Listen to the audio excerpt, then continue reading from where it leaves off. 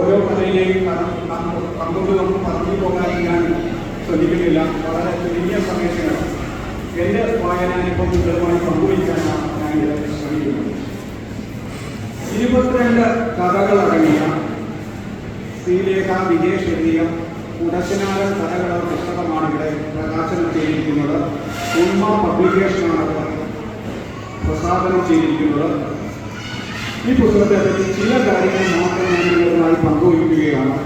22 കഥകളുണ്ട് എന്ന് ഇവിടെ സൂചിപ്പിച്ചു കഴിഞ്ഞിരിക്കുന്നു. എനിക്ക് തോന്നുന്നു ഇത് 15 ഓർമ്മക്കുറിപ്പുകളെ കഥാരൂപത്തിലാക്കിയതാണ് എന്നാണ് എൻ്റെ ഒരു വായനാനുഭവം പറയുന്നത്. അതേപോലെ തന്നെ ഇതിലെ 6 ഇതിൽ നിന്നും മാറി നിന്ന് യഥാർത്ഥത്തിലുള്ള ഒരു സാഹിത്യ ഭാഷയിൽ പറഞ്ഞാൽ യഥാർത്ഥ കഥകളും ഒന്ന് ഒരു കവിതയായിമാണ് എനിക്ക് അനുഭവപ്പെട്ടത്. അതിൻ്റെ പേര് മലകൾക്ക് മനയോട് പറയാം എന്ന ഒരു കവിതയായിട്ടാണ് എനിക്ക് അനുഭവപ്പെട്ടത്. ഈ പുസ്തകം ഇവിടെ വെച്ച് പ്രകാശനം ചെയ്യുമ്പോൾ ഇതിനൊരു വളരെ പ്രസക്തി കൂടി.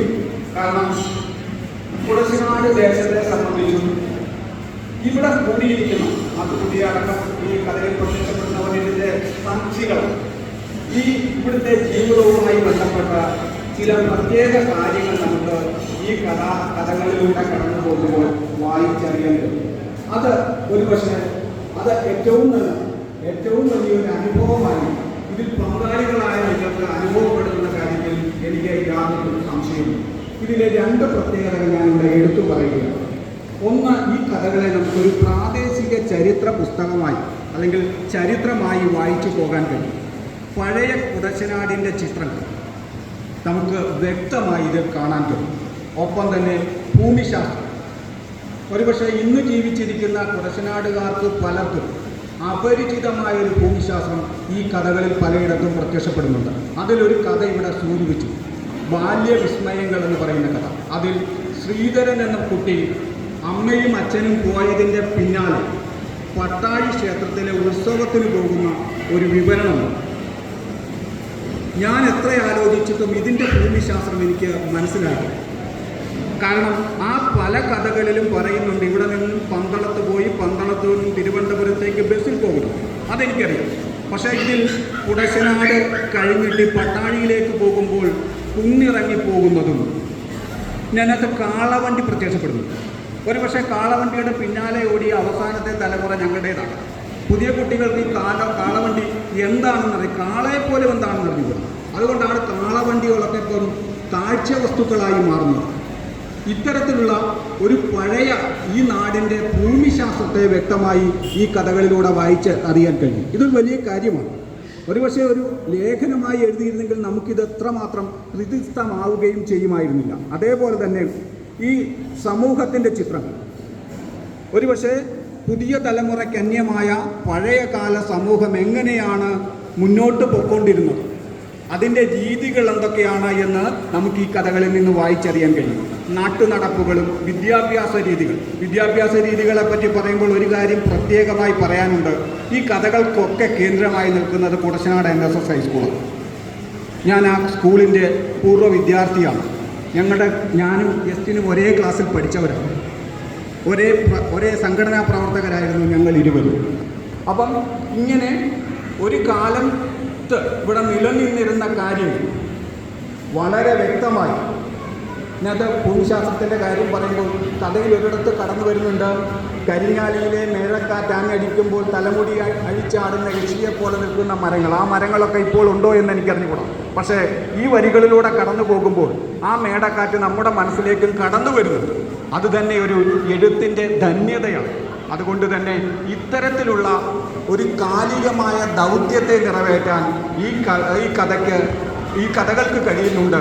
അതുകൊണ്ട് തന്നെയാണ് അവതാരികക്കാരൻ പറയുന്നുണ്ട്, ഈ കഴിഞ്ഞു പോയ കാലത്തെ അതിൻ്റെ തലമുറകൾക്ക് സചേതനമായി നിലനിർത്താൻ ഈ കഥകൾ കഴിയുന്നു എന്ന്. അതുതന്നെ ഒരു വലിയ കാര്യമാണ്. ഈ കഥയിലെ സാഹിത്യാംശങ്ങളെ ഒക്കെ നമുക്ക് മാറ്റിവെച്ചാലും ഇത്തരത്തിലുള്ള ചില അനുഭവങ്ങൾ നമുക്ക് അറിയാൻ കഴിയും. പിന്നെ മറ്റൊരു കാര്യം, വൈവിധ്യമുള്ള ജീവിതാവസ്ഥകൾ, ബാല്യത്തിൻ്റെ അനുഭവങ്ങൾ, കൗമാരത്തിൻ്റെ അനുഭവങ്ങൾ, യൗവനത്തിൻ്റെ അനുഭവങ്ങൾ, ഇതൊക്കെ ഈ കഥകൾക്ക് പ്രമേയമായി കടന്നു വരുന്നു എന്നുള്ളത് വലിയൊരു കാര്യമാണ്. ഈ രണ്ട് കാര്യങ്ങൾ കൊണ്ട് തന്നെ ഈ പുസ്തകം ഒരു വലിയ വിജയമാണ്. നമുക്ക് പരിചിതമാണ്. സഞ്ജയ് സാർ സൂചിപ്പിച്ചതുപോലെ പഴയ പല വാക്കുകൾ, പഴയ പല കാര്യങ്ങൾ, പഴയ പല ആചാരങ്ങൾ നമ്മുടെ മനസ്സിലേക്ക് ഈ കഥകളിലൂടെ കടന്നു വരുമ്പോൾ അറിയാൻ കഴിയുകയും പുതിയ തലമുറയ്ക്ക് അതിനെപ്പറ്റി സംശയം ഉണ്ടാവുകയും ചെയ്യുന്ന കാര്യത്തിൽ യാതൊരു തർക്കവുമില്ല.